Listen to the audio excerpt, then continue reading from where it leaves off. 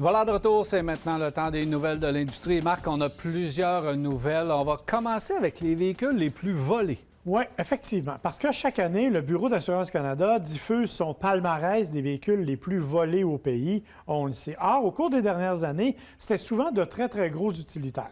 Les Yukon, les Suburban de ce monde, les gros Toyota, les Nissan, bon. Ça n'en vend plus, ça, de place. Non, effectivement, mais étonnamment, ce n'est pas nécessairement les véhicules les plus vendus qui sont les plus volés.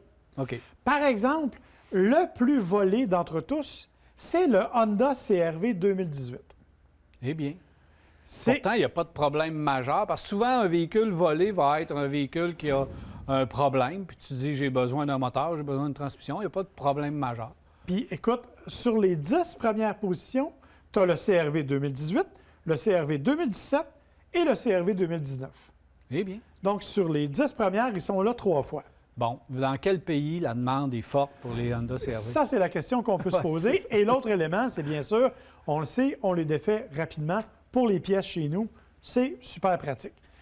Au deuxième rang, un autre étonnement, le Lexus RX. Ah.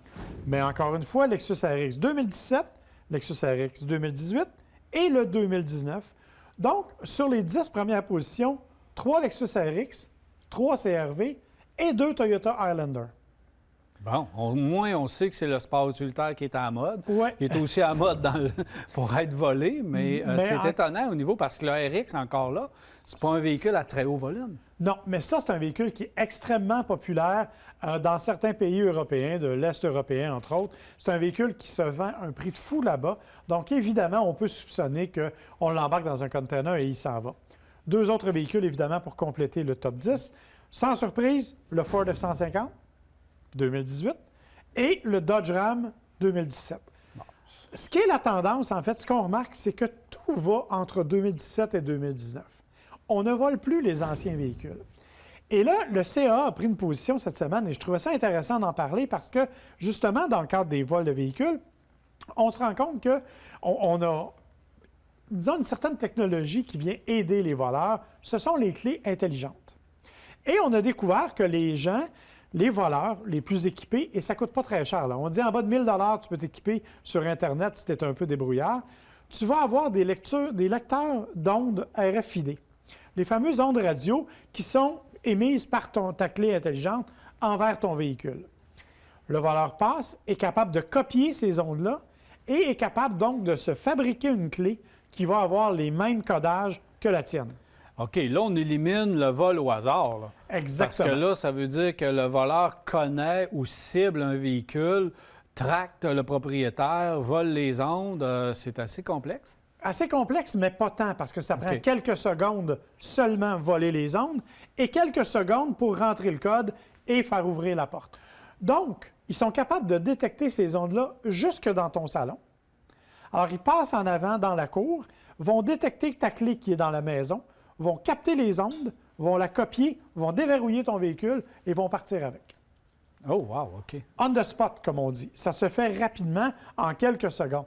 Alors, évidemment, ce qu'on dit, c'est, bon, d'une part, on sait que les manufacturiers travaillent très fort, et c'est pour ça qu'il n'y a pas de modèle 2020 non plus là-dedans, parce que de plus en plus, les manufacturiers travaillent à éviter... Ils vont brouiller ces ondes-là. Exactement, à éviter des formes de piratage. Rappelle-toi, il y a quelques années, avec les systèmes comme les OnStar et tout ça, on avait réussi à pirater, je me rappelle, on avait piraté un Jeep Cherokee et on l'avait envoyé dans le fossé à 15 km de distance. OK. Alors, et on avait piraté une Chevrolet Malibu et on déparait les essuie-glaces au moment où la personne conduisait. Donc, c'est assez impressionnant comme système. Donc, on a tout amélioré ces systèmes-là. Mais le CAA suggère, et c'est tout à fait exact, des antivols aussi basiques que les fameux trucs que l'on verrouillait après le volant. Ça, c'est un des éléments. Et l'autre élément, et je trouve ça un peu particulier, mais bon, il dit, si vous êtes dans la maison, prenez-vous une petite boîte en métal et rangez vos clés à l'intérieur quand vous rentrez dans la maison. Ça va tout simplement brouiller les ondes et il n'y a personne à l'extérieur qui va être en mesure de les détecter. Donc, soyez prudent avec votre clé intelligente. Elle n'est peut-être pas si intelligente que ça, finalement. C'est ça, c'est ce qu'on se rend compte. Autre nouvelle, Marc. Autre nouvelle, c'est du côté de chez Toyota. On nous a annoncé la venue de 2 véhicules 100% électriques au cours des prochaines années, en fait, 2022 à peu près pour un véhicule. Évidemment, j'ai choisi le LQ parce que j'aimais le look, mais tu comprendras que ça n'a rien à voir avec ça, là. On parle vraiment de véhicules grand public, 100% électriques pour l'Amérique du Nord. On dit en fait que 40% des ventes de Toyota d'ici 2025 vont être tournées soit vers les hybrides, soit vers les électriques. Donc, il est temps, on le sait, chez Toyota, on n'a pas de véhicule 100% électrique. Donc, il est temps qu'on arrive avec ça, évidemment. Et moi, j'ai essayé de me renseigner sur la plateforme, sur les batteries, sur la base du véhicule.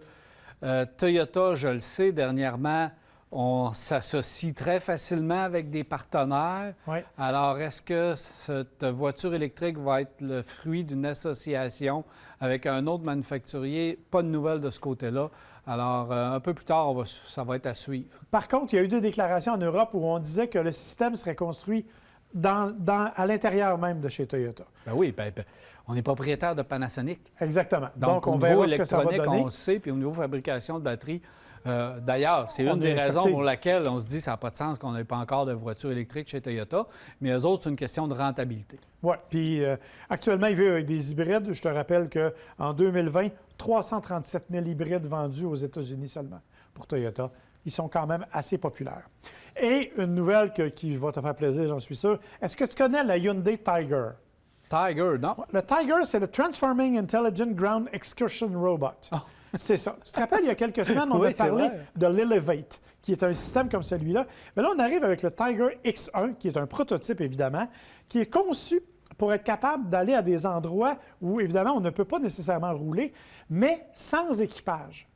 Donc, c'est un véhicule qui va être autonome ou qui peut être télécommandé et qui peut même être relié à un drone.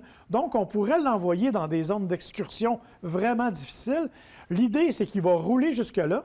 Il n'est pas capable de rouler, pas de problème. Ses pattes se déplient et il peut marcher, littéralement, pour traverser les obstacles. Bon. On peut le parachuter dans le milieu de la jungle puis de l'utiliser. En fait, on pourrait l'envoyer sur la Lune et il pourrait être fonctionnel là-bas, ce qui est particulier. Par contre, on dit qu'on a encore au moins pour 5 ans avant d'avoir un développement en temps réel. Et là, bien évidemment, on n'est Ça pas... ne sera pas grand public. Là. On pourra Non, pas non, acheter ça ne ça. sera pas grand public. Là. Et une dernière toute petite nouvelle en terminant. Mitsubishi, on le sait, s'en vient avec un nouveau Outlander.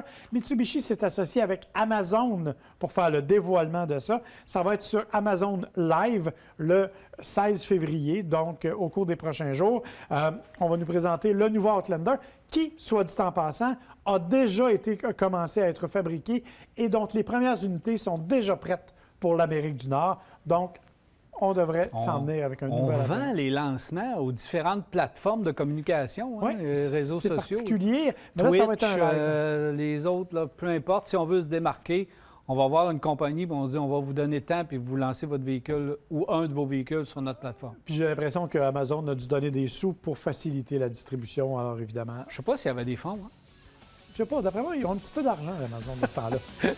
Merci, Marc. Ah ben, en fait, grand plaisir. Voilà, on s'arrête à virage. On va voir.